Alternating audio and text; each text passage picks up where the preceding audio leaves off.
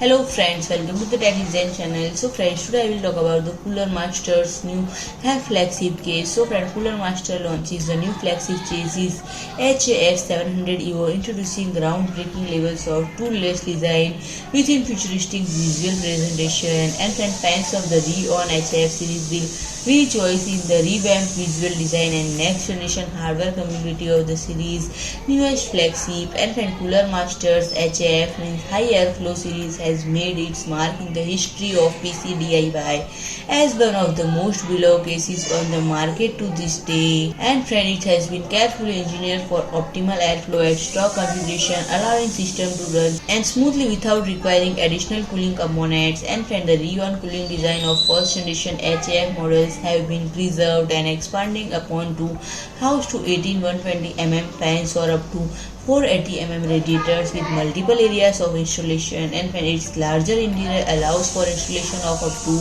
SSI-EEB size motherboards and the largest graphics card available on the market, with ample clearance of remaining for hard drives in assortment of configuration. So friend, if you like my video, please do like, share and comment, and don't forget to subscribe my channel and press the bell icon.